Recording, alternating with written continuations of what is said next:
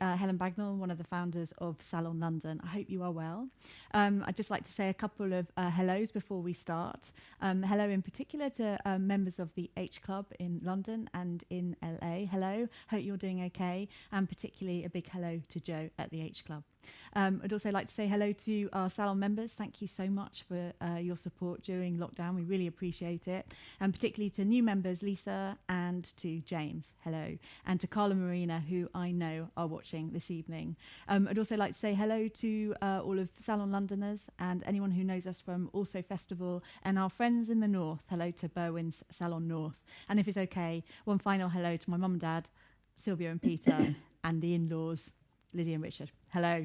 So I'm going to be in conversation with Catherine. Catherine is a neuroscientist at the University of Westminster here in London. In fact, she's a professor of cognitive neuropsychology, in fact. She's also a keen musician herself, a lifelong love of music, and music and memory researcher is an area of particular expertise that we'll be talking a bit tonight. I'm going to be talking to Catherine for about 20 minutes, maybe 30 minutes in conversation, but I know we have some pretty serious musicians watching this evening. Hello, Richard. So if you have any questions you particularly want to ask about music and the brain, please do text them in. It is your salon as well. We do love the interactive element, so anything you want to know, text in. The number is on the screen, and I will ask Catherine your questions. Thank you. So Catherine, hello. Hello. How are you? What music are you listening to in lockdown? Pretty much everything, actually. I'm really trying to work my way through all sorts of stuff that I haven't listened to for ages. It's a good chance to do that. Yeah, Catherine, I found myself getting managing to get the top three on the Ken Bruce Popmaster for the first time ever. It was Neil Diamond, rather embarrassingly. oh, we're going to come on to Neil Diamond. Yes, he was a particular favourite of both of our parents. Yeah. You know, it's been a difficult week. I think the announcement that we've got 3 more weeks of lockdown is difficult psychologically. I think that being prepared for something on Monday and then waiting to Thursday is difficult. And I just wanted to mention, for those of you who do come to Salon, we did a fantastic Salon with you on stress and the brain in January at the H Club, which was absolutely astonishing. And as we found out then, that actually for the brain, some quite simple things can be stressful. Hangovers, going for a very, very long run, day-to-day life and stresses. So I just wondered, how stressful is it for us, unexpected global pandemic that changes every aspect of our life? Well, it's obviously massively stressful. In fact, I know some people who are finding it unstressful because they're really enjoying having a bit of time away from commuting and a bit of time and space to themselves. But I think for most of us, even if we're sort of lucky in that way, for most of us, there's a lot of stress around the uncertainty, the complete just not knowing. And the research shows that we're actually more stressed by an uncertain outcome than we are by a negative outcome a lot of the time. So it's a really, really tricky place to be. It's like driving into the fog, I think. And of course, there's a lot of fear. You know, people are scared of losing people, of catching it themselves. So I think it's an incredibly difficult and stressful time. But the biggest thing, I don't know if you remember us talking about this at the Salon, is that what we do when we're stressed, the most natural thing for us is to go to our nearest and dearest. That's what our attachment system drives us in times of threat, to be with the people we love. And of course, a lot of us can't do that at the moment. So we're getting more stressed by the situation, and we're not able to resolve it using the methods that we normally would. Oh, that's really fascinating. And I just wondered, this isn't a good time, or this isn't a good time perhaps to be putting more pressure on ourselves to do really advanced cooking, or to take up a new language, or to get some difficult skill, is it? Well, I think for some people that can be helpful, because if you are somebody who has got a lot less going on in your life and you're actually feeling bored, I mean, I've had a huge number of people saying to me, how can anyone feel bored? I've got more than ever to do at the moment. But I know some people have felt bored and detached and unstimulated. And in those cases, maybe that is a useful thing to do, because if you can completely engage and immerse the mind in something, then it takes your mind away from the sort of uncertainty in the news and so on. But I think we have to be really careful, because that might be right for some people, but for an awful lot of us, that will just take us over the edge. It's one too many thing. And I think we've got to be really careful about not putting the pressure on people to feel that they have got to suddenly achieve something new. And that's the right thing for some people, but for an awful lot of people, they shouldn't be. They just need to get by. I mean, some people are having to homeschool their children, they're having to do their work is much harder. I mean, look at you now, you're having to do everything like this instead of standing in the H Club or wherever. So I think it's okay if that's right for you, but it's not going to be right for everybody, and we need to be very mindful of that.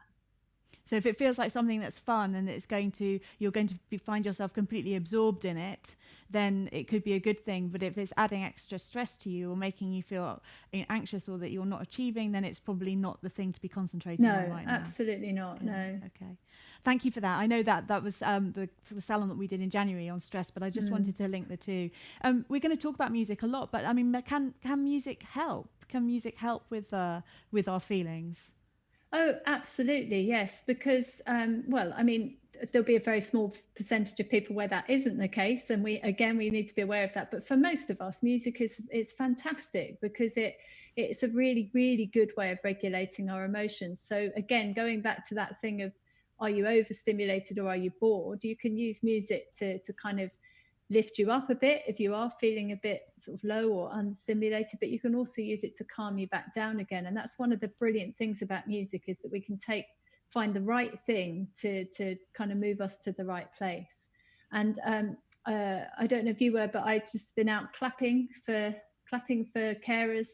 And it's just a lovely moment. I know some people have been unsure about the concept of the clapping for carers, but for me, it's this wonderful moment where I suddenly see everyone come out to the front of their house, and there's a real sense of togetherness and collectivism. And interestingly, one of the ladies over the road started a pattern, clap, clap, clap, bang, bang, bang. And there was suddenly a sense of a performance of some kind, and people actually interacting. It was really lovely. Oh, that people can't resist we can't resist clapping in time if someone gets the rhythm going for us. Yeah. No, I think that's why we wanted to start at 8:15, because because we because we wanted to make sure that people could do that. But I mean, and it does seem like almost like a mass performance that we're all taking part of, almost like an unmusical musical choir. And we don't even know if there is if the people who are hearing, people who are doing it for are hearing it. So is that the reason? Is the reason partly because we want people to hear our appreciation, but is it also wanting to get together with other people and have a shared experience in a time we're not having shared experiences? Yeah, I'm sure it is that, but I think it is also the sense of being able to do something. I think a lot of us feel really helpless at the moment, and it gives you a sense that you're doing something, even if it's not going to help. And then, I mean, I've certainly heard people who have heard it and have been very lifted by it, and that then makes me feel like, well, it is a worthwhile thing to do. But certainly it's that stepping out of the door and suddenly seeing everybody else and suddenly seeing lots of other faces. I think that sense of togetherness is so important at the moment, and we've almost got used to these very empty streets, and to suddenly see everyone together is almost like being in a concert together or being in an audience for something together. Yeah, I think that's right. I think we did a session with Philippa Perry on Monday, Easter Monday, which is difficult day when you're often with friends or family, and it was that sense of shared experiences is something that I think a lot of us are really, really missing. Doing something with a group of other people in the same room, even if you're not with them, is just suddenly absolutely out of the question, and it doesn't feel really right.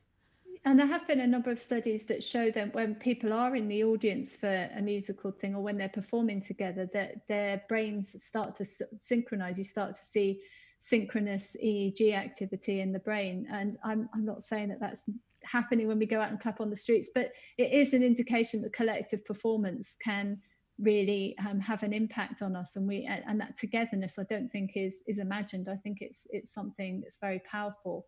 And right the way through history, people marching together, people dancing together, that as a species, we survive because of togetherness, because of collectivism, because of being one group. And so when we can feel that togetherness is there, and that we are part of a group, I think it makes us feel a little bit stronger, even if it's just for a few minutes. Yeah, and that's gorgeous. And I think, that, hearing that from you as a neuropsychologist, psychologist, and also this idea that we can use music to regulate our emotions is just so important to remind ourselves of. And that's one of the reasons we wanted to do music this week, is just something that we all have access to in our homes. It's something that we can all use, to help us. Okay, so I want to talk to you a little bit about music, and I guess the big question I want to really explore for a little bit is whether music is a cognitive enhancer. And I guess I know you're a cognitive psychologist, but this is kind of like how music affects brain power is what I mean. And what I wanted to ask you was, the babies who were relentlessly played Mozart. To get the Mozart effect, where it was thought that babies would become more intelligent if they were played Mozart at a very early age. I reckon would now be about 30. So I wanted to ask you, has it worked? Did the Mozart effect work? Have we not got a super generation of really intelligent young adults or adults? Well, the Mozart effect is one of those very interesting things, because the actual experiment was quite a good piece of science, and the findings were there. They've generally not been very well replicated, but there have been some studies that have shown it. But the actual study showed something very minor in a sense. It showed that by playing Mozart to people, they would improve on one task 20 minutes later, and that improvement didn't last very long. So it's not intelligence per se, it's basically improvement on a single task. And later they've shown similar effects with different types of music.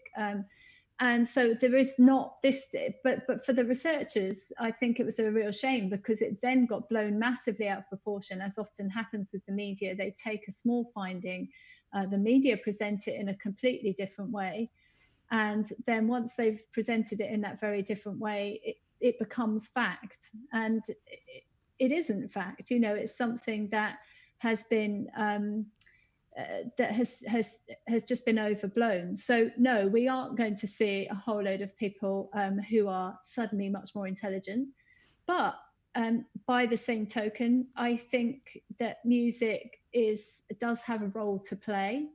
It does stimulate us. It does sometimes manage our emotional state, which can be really important for learning. And it does provide its own type of stimulation. So of course it's stimulating the brain, and of course it's stimulating the brain in its own unique way, just as playing tennis or driving a car or learning how to do a piece of art. They're all stimulating the brain in a unique type of way. And one of the big questions for scientists has been the extent to which that can be transferred. So to what extent does that effect transfer to general intelligence or to any other skill? And so one of the areas where it maybe comes closest is language, because of course, if you are doing something with music and you're stimulating those areas of the brain, you are stimulating the same areas of the brain to some extent that you would use in language. So there have been some modest effects shown in terms of supporting people, for example, with dyslexia and certain language difficulties, that it can help stimulate those areas of the brain. But they're quite small effects. So yeah, we have to be quite careful. And the other thing is there is a correlation in school children between musical aptitude and intelligence. We know that's there, but of course we don't know what comes first. And there's a big chicken and egg problem there. In the sense that children who play musical instruments might have better backgrounds, or may have access to more facilities, more abilities. There's all sorts of confounding variables, and that being intelligent may just give you more musical aptitude anyway. So you might just have more musical aptitude simply because you're more intelligent. So it's very complex, and there've been a lot of people trying to unpick it. I mean, my own personal opinion is that I think music can be very, very rewarding. So it's a way of, if you like, exercising the brain and working particular skills like working memory and listening skills and various sort of very specific skills. And it's a way of exercising them in a way that's pleasant and rewarding and can feel nice. And if something's rewarding, then you do it again, and then you are going to be sort of exercising those parts of the brain a bit more. It's really interesting you say that, listening to music can kind of help in terms of, intelligence and ability to perform tasks in the way that, as you say, playing a game of tennis or going for a brisk walk can really help, elevate brain function, by having an hour of exercise, that having an hour of playing piano or singing in a choir could have the same effect. So, could it be true that musicians naturally have more moments in their day when they're, picking up a guitar or singing, as Juliet, who I run Salon with. So they're kind of having more moments to kind of refresh their cognitive function in a way that the rest of us who sit at a computer all day, might not. I guess what I would argue is that they're refreshing different aspects of cognitive function. And where I think it could be useful is that if you're a professional musician and you absolutely love what you do, then you are going to be exercising those parts of the brain and those skills while you feel relaxed and happy and so on. So we will learn better in those conditions. But actually, we're doing some other research at the moment looking at stress in professional musicians, and it's not, it isn't the picnic that it might seem, I think, from the outside. Even really, really successful musicians are having to face a lot of uncertainty again, like we were talking about at the beginning. It's a very uncertain career. There's a lot of disruptive rhythms in the day. People have very unpredictable cycles of what's going on. There are lots and lots of stresses. There are financial insecurities. So it's not always a fantastic profession to be in. It can be very rewarding when you are performing and loving it and part of something, but it also comes at a cost, I think, as well. So the grass is always greener to some extent, isn't it? Yeah, it is. I think you told me at one point that session musicians were the most happy, or the who reported the least amount of stress. In the music. It's the solo performers that we've consistently found seem to have the poorest well-being and the biggest problems. And that doesn't mean that they're all like that, but that being a solo performer comes with a very specific set of stresses, I think. It's incredibly taxing on the brain, musical performance, isn't it? I hadn't realised. Again, there's a lot of studies that have tried to get people performing. I mean, it's amazing to do this in a way, and we have to be a little bit careful of the results, because brain imaging, I think people see it as this magic thing, that if you see some brain imaging, that gives us all the answers. So we have to be a bit careful about the results. But having said that, people have found ways to enable people to perform while they're in a brain scanner. And the brain is just, it's really active. It's almost harder in some cases to find the areas of the brain that are not active than are active when we're playing the piano, playing some complex things like that. So your career choices are set, Catherine. There's a lot of work for you to do to figure this out. And one of the big questions I wanted to cover, because we do like to have lots of people who of different ages who come and listen to our talks and listen to Salon. And one of the most contentious things in sort of music academia seems to be whether music helps us concentrate. I actually think that one of the biggest questions, or one of the most frequent questions I get asked, is usually by a parent: should my child have music on while they're studying? And it's always said with you're going to say no, and I want it to come from a scientist so that I can tell them not to do it. And it's just not as simple as that, because for some people it will help. And people often don't want to hear this, because people intuitively think, oh, if my child's listening to this music while they're studying, they're not really studying. But again, the research it's been very difficult, because there is no right and wrong answer. It turns out that things like personality make a difference. the type of music you're listening to, whether it's got lyrics or no lyrics, whether it's fast or slow music, whether the task you're doing is boring or exciting. And so the combination of those things mean, again, it comes back to what we've said a few times now, which is about getting the balance right. So if you're doing an incredibly, really tedious, boring task that doesn't require too much in the way of intellect, then actually music might be the thing that gets you through it. But if you're having to write a very complex piece of prose, like an essay, and you've got somebody rapping in the background, then that's not going to be helpful, because that's going to take up space that you need to manage the words. And so we only have a finite capacity that we can manage, say, a set of words or a particular set of input. And so if the two things are clashing, you're just not going to be able to do it.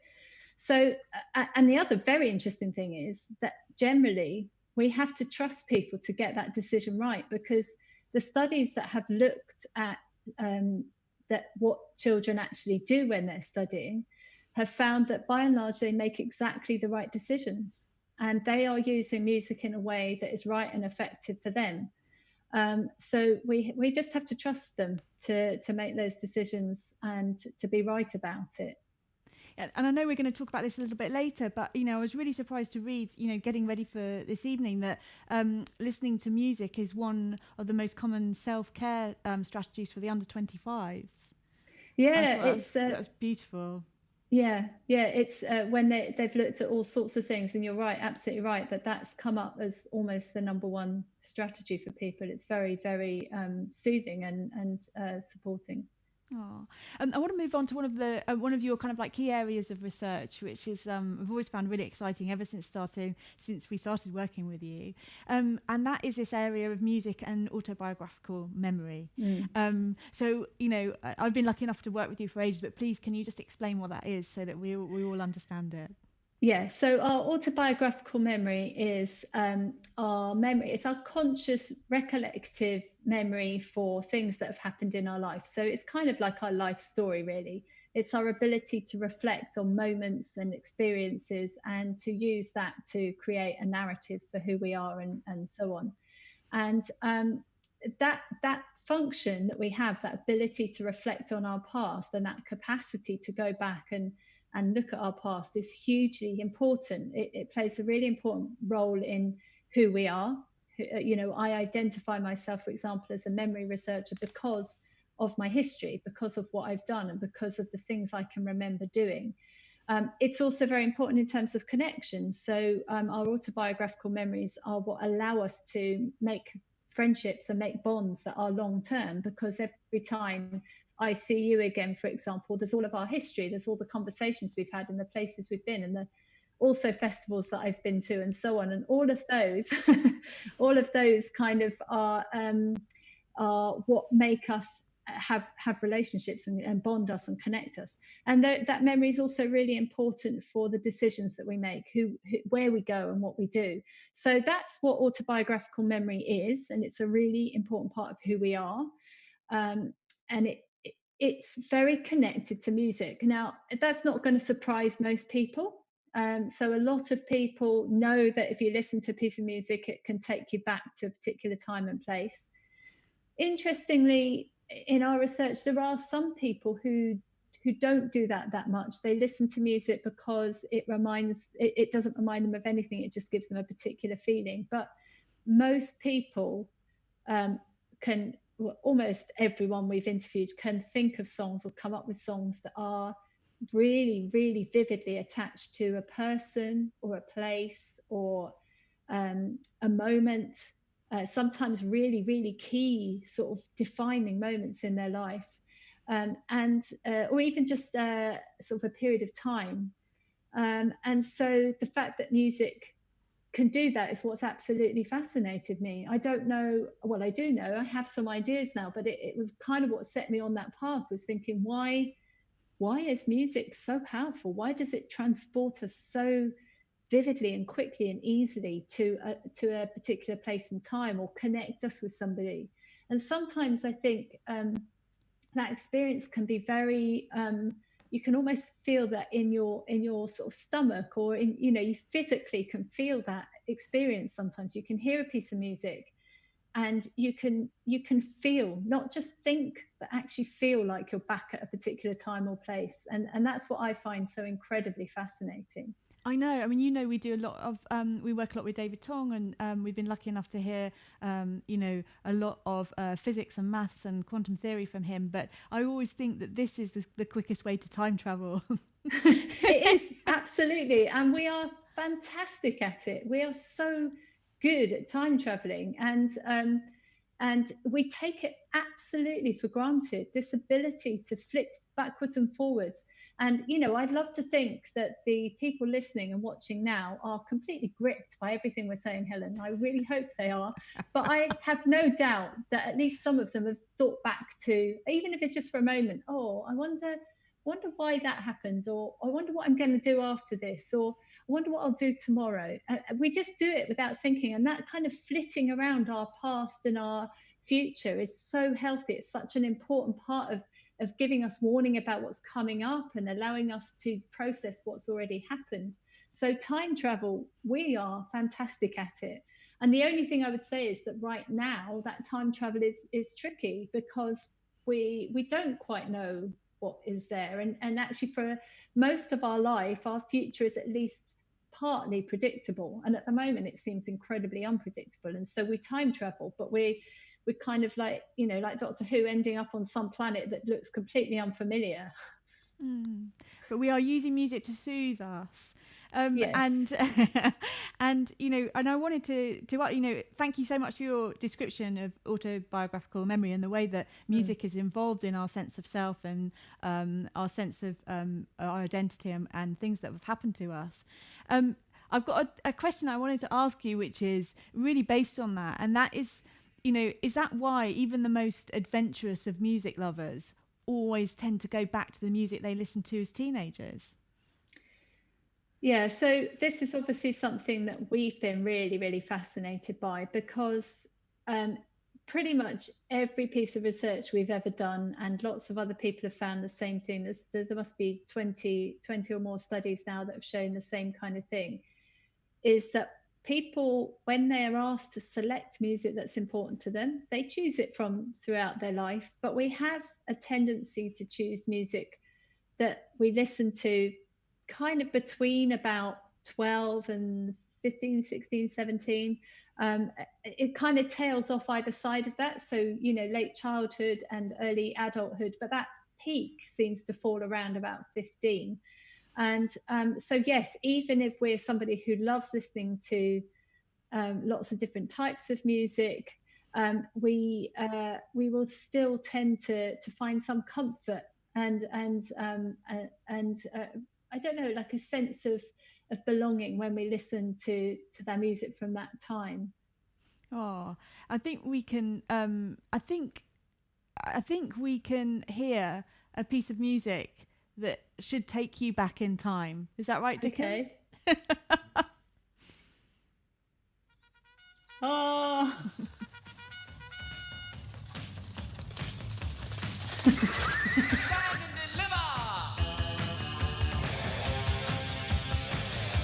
So, Adam and the Ants, Stand and Deliver. Now, now this is something that you chose as something that really reminds you of a time in your life, and you call this a reminiscence bump. I just wanted this is the reminiscence bump. It doesn't just occur for music; it occurs for all sorts of other things, for footballers and books and films, and it even works with words. If you just give people words and ask them to come up with memories, they will tend to give you memories that tend to clump around that time. But the reminiscence bump for music just seems to be incredibly powerful and very robust, and seems to occur not just for your ability to remember music, but also your preference for music. So both of those things seem to fall in that time. And so for me, Stand and Deliver takes me right back to my school days. I remember my history book. We were all asked to decorate our books, and I copied the entire album cover onto the front and back of my history book. And so I can almost see that in my mind when I hear that piece of music. And we all have this. We all have this reminiscence bump, which is this, these memories wrapped up with music that are of this really significant time around adolescence. Why do we have it?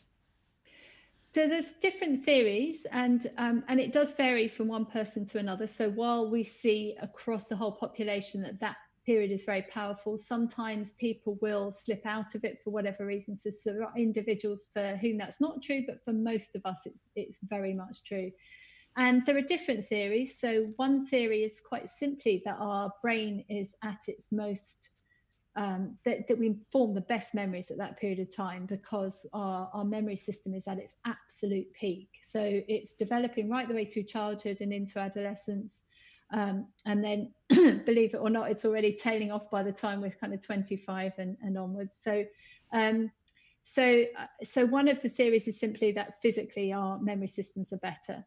But another theory is that we have a lot of first time things. So lots of new things happen, and new things tend to imprint on our brain far more than something we've done 100 times. So the first time you visit somewhere, for example, that will be much more sort of powerful in your memory than the 10th time you visited there.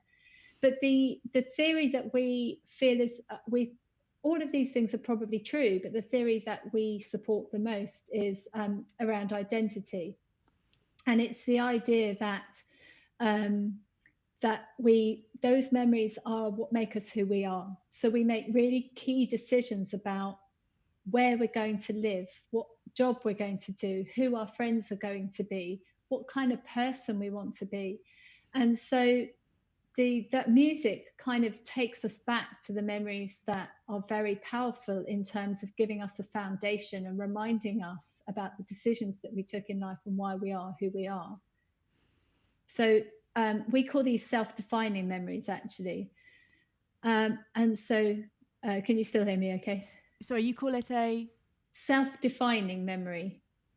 So a self-defining memory. So for example, when Bruce Springsteen did Desert Island Discs, he used, he gave a song, I think it was I Want to Hold Your Hand by the Beatles.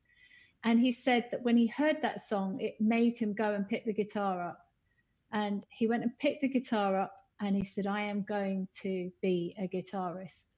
And so that song, he's chosen out of, all the songs in the whole world, he's chosen that song as one of the most important songs to him because it reminds him of the decision to become a musician.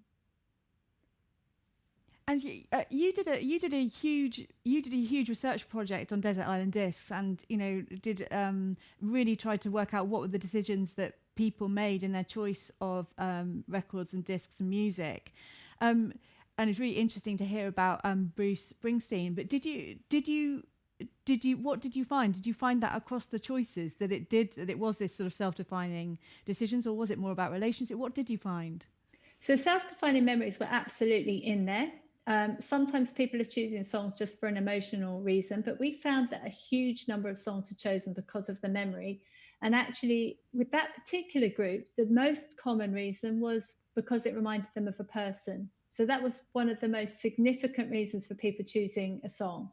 And I think what's really key here is that the instruction that somebody has been given, bizarrely similar to the situation we find ourselves in now, is you are going to be isolated. You're going to be in a place of isolation. You are going to be on your own and you can't take anybody with you. So what are you going to take? And people say, I'll take a song that reminds me of a person. And so I think it's really interesting and very, very poignant and relevant to the situation we're in now, that when you ask people to imagine being on their own, the songs they choose are songs that remind them of important, significant people. So it's not it is music serves to help us understand who we are by our reminiscence bump, by these key moments in which we almost formed our identity. But are you saying that that music also offers this opportunity to really powerfully cement and really bond us in our key relationships? Yeah, and actually, even though the songs are reminding people of people, they're still choosing them from that period of time. So the two things aren't exclusive. So they're choosing songs from that time because the relationships at that point were just forming, or something significant happened in that time to the relationship. Sometimes they go back a little bit earlier to childhood. It's very, very common for people to choose a song that reminds them of a parent. It's very common for people to choose a song that they used to play on holiday as a family. So it takes them back to being together as a family.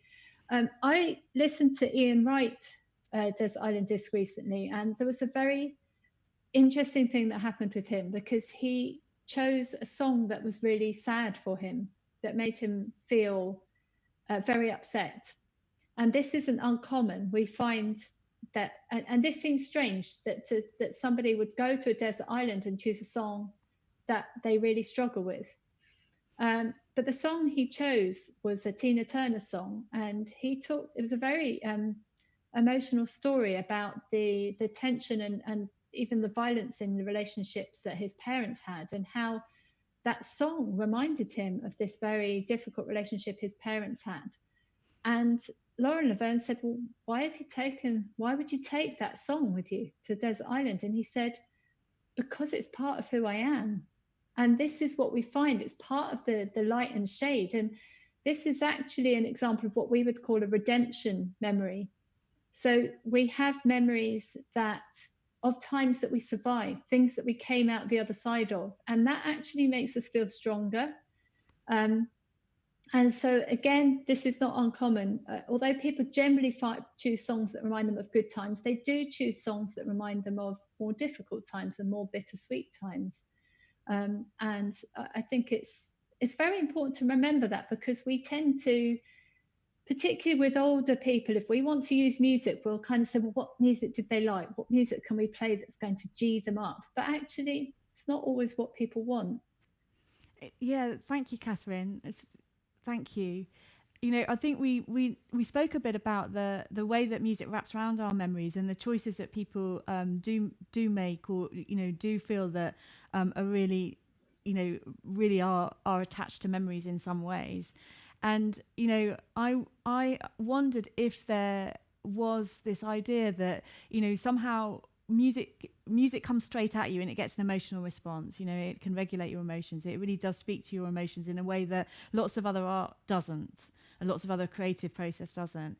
And almost wondered, are we almost using the songs to express an emotion to our friends, to our family, to our parents? And Ian Wright's example is brilliant. It's just these are experiences we have, and is a song better explaining what happened in that relationship, or what happened to that friendship, that helps you understand it in a way that you perhaps can't do with language?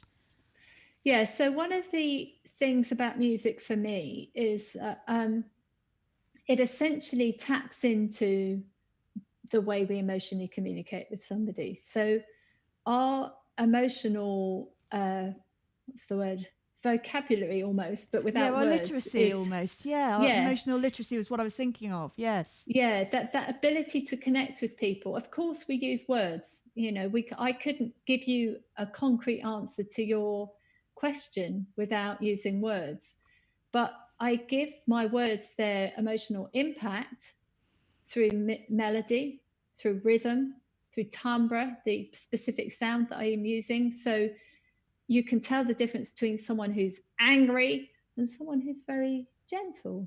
And that's just done through changing the timbre of our voice. So an awful lot of how we communicate, even with language, is through melody, rhythm, and timbre. So we are really primed to see this as a signal that tells us what the other person is trying to convey, what emotion they're trying to convey. And we do this from really young. So from 20 weeks post-conception, so while we're still in the womb, we start to be able to hear. We can hear our mother's voice. We can hear arguments if they're going on. We can hear music if it's playing.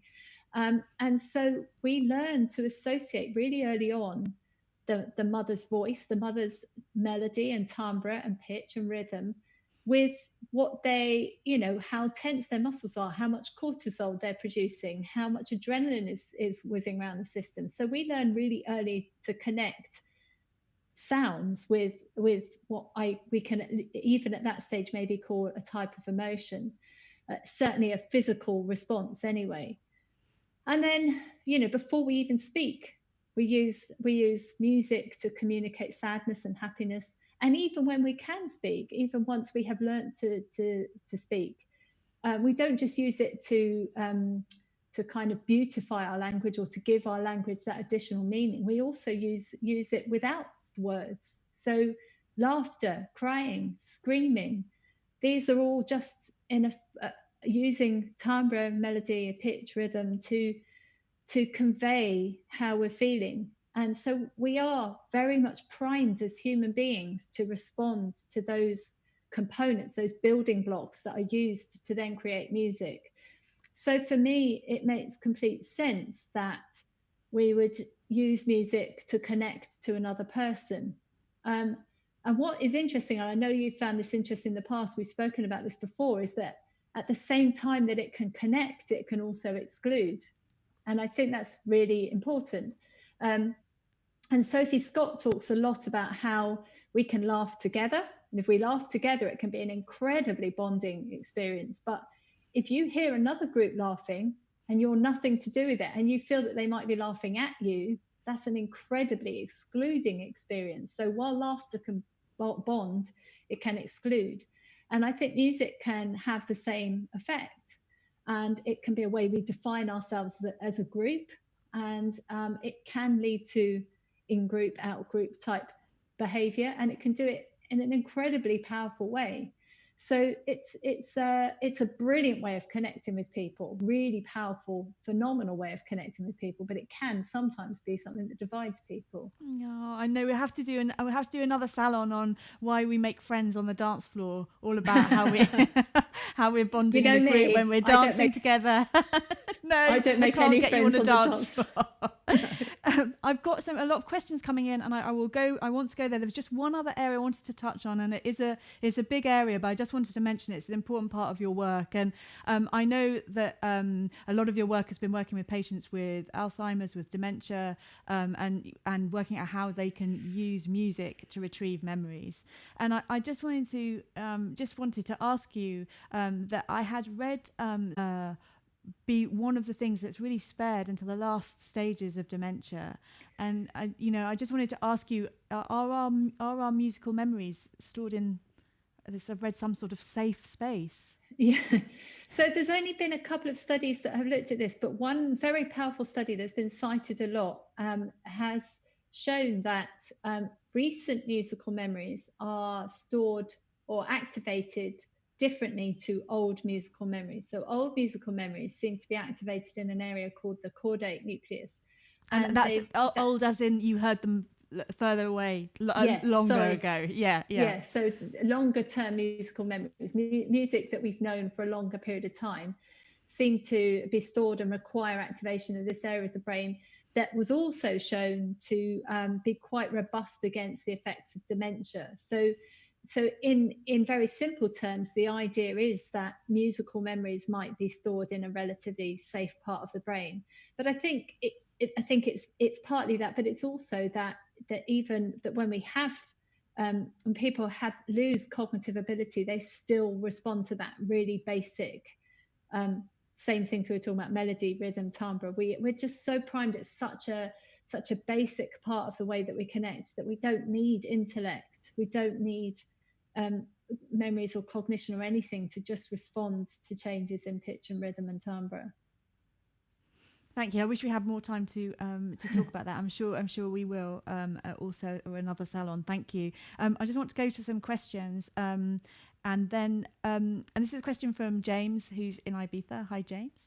And he'd like to know what Catherine's thoughts on binaural beats and their if they have any positive effect on the brain. And if not, if you could recommend any types of sound from almost like using sound or types of music for boosting brain function and happiness. Yeah, it's not an area I know that well, so I'm hesitant to say too much about it, but my knowledge of the literature has been quite, that it's quite a controversial area. And so if you were to ask me, I would probably be quite hesitant about kind of thinking it's necessarily a good thing, or I don't think there are sort of magic ways to stimulate the brain. Having said that, there is something, we are very rhythmic creatures, and our brain is rhythmic, our breathing is rhythmic, everything about us, even the way that our sort of chemicals are released and neurotransmitters are released, is impulses. So we are very rhythmic creatures, and so I'm quite open to the idea that we can use rhythms in particular formats and sequences to potentially create effects in the brain, if you like. I'm just a bit hesitant because I think it's a very controversial area at the moment, and I think we just need to know a bit. We need a bit more sort of peer-reviewed science on that before I would feel confident. Thank you. And that's why this is so great that we're able to ask you, Catherine. It's just fantastic to be able to ask her questions. I've got a question from Suki, and she says, hello, Suki. Said, if I'm doing a complex, difficult, problematic drawing, I have to listen to early prog rock, King Crimson, early Genesis. I hate this music, but I find it really helps. Why? Well, that's very interesting, because I wonder whether she really does completely hate it. I wonder whether she hates it or just finds it a bit challenging, and finds it a bit challenging on the ear, or whether somehow something about that type of music matches the task that she's doing. And if you can get a good match, if she's trying to create something, and one of the things about prog rock, of course, is that you don't quite know what's coming next, and you get kind of unusual things entering in at different points, and the time signature can suddenly change, and it can suddenly sound like a completely different song. And I think if you're creating a complex piece of artwork, I can quite see that that might be an environment that would support, because it kind of throws you out. You can't get into too comfortable a rhythm. You might get into a comfortable rhythm, and then something's going to happen, and that sense of being thrown out by something, I think, could be quite good in terms of creating something that's complex on paper. Yeah, that makes perfect sense. Brilliant for creativity. Early prog rock, great. And the other thing, ironically, that's great for creativity is the exact opposite, which is ambient. Complete ambience is also very good, because it can help the default mode network activate in your brain, which sends you into a kind of mind-wandering type place. Thank you. Okay, I've got a question from Albin, who says, hello Albin, I find that when I hear music from my very early life, I feel it so bodily, in such a physical way. It's like inside my body, and almost like a sense of deja vu. No other art form has quite this effect on me. Why is music so visceral? I think that's a really good question, and it's a question I've asked myself quite a lot. And I said that earlier on, didn't I? That sense that you can almost feel it in your stomach. And I mean, it's partly visceral because it's emotional, and emotions are visceral. They just are. But I think another thing about music is, well, it is quite physical. So, the vibrations are physical, and we probably are sort of, to some extent, physically responding to what's going on. But I think that visceral thing, a lot of it comes back to unconscious memories. So we've talked a lot today about reflecting on things and consciously thinking about things that have happened in our life. But actually, most of our memory is unconscious. It's what we might describe as implicit memory. Those memories are the same. That might be the same system that might drive a phobia, for example. So you might see a spider, not ever remember anything bad ever happening with the spider, but you see it and you have a completely visceral response to that spider. And that's driven by past experiences that you don't have conscious access to. So with music, often a lot of what we're responding to, particularly from those early stages, is going to be unconscious memory. So we know that people don't really have conscious memories before the age of 2. I know I'm going to send your screen mad now, because lots of people think they do, but most of the science shows that we don't. But in that period of time, those first couple of years, we are still creating memories. They're just not memories we can consciously refer back to. And so when you hear a piece of music that was around when you were younger, it's evoking the memory, which is giving you a physical reaction, but without you having access to what the thought actually is. Oh my God. That's amazing. Thank you. It was brilliant question, brilliant answer. Thank you. Actually, someone has asked if they could have if they could have access or where they could find the Desert Island Disc research. And I know you wanted to mention that anyway. So is that a good time? The Desert Island Disc research is literally about to be published. We've had to make a few corrections to, as always happens with the peer review process. So that's about to go out. I have written about it. If people Google my name and Desert Island Disc, you'll see my general ramblings about it. But the peer reviewed paper will be coming out very soon. And actually, I'm in the middle of writing a second one and about 4 others. So I think it's kind of watch this space, but that first one is literally on the cusp now. I just need another 2 hours to finish the work on it. Okay, brilliant. Is it true that Otto Preminger had his own scores for the music, including a 9-minute standing ovation for himself as one of his choices? I haven't listened to that one. I've listened to most of them, but I haven't listened to that one, so I can't answer that question. We've got a question. Is there I don't know who this is from, sorry, but is there any evidence for music existing before language itself was formed? Yeah, so the evidence for music goes back as far as history, basically as far as we can tell. So caveman drawings show flutes and drums, and there's bones been found. So what we do know is that music goes back as far as our sort of historical records of humanity go back. And there are certainly a lot of people that would consider music to be a pre-linguistic form of communication. So it was the form of communication we might have had before language. And it kind of seems to work when you consider animals and the fact that animals who don't have language are still using those same components of rhythm, melody, timbre, and so on. But certainly music as an art form seems to have existed for as long as we know. Okay, thank you very much. Okay, so we're going to bring the salon almost to an end now, but we thought it might be fun to do something that just really proves how incredibly brilliant your brain is at recalling music. Actually, Catherine, do you want to explain what this is? Because you can probably put it in context for us. So there was initially a study done by a lady called Carol Krum-Hansel in America, and she showed that people can recognize music with just tiny clips, about half a second. And it's amazing. We're basically as good as Shazam, if not better, at recognizing songs that we know, but we have to know them. And then we've done a follow-up study that has shown that we do that better for songs from our Reminiscence Bump. So we're much quicker and better at being able to recognize those plinks, those tiny half-a-second clips, if they come from our sort of adolescent period.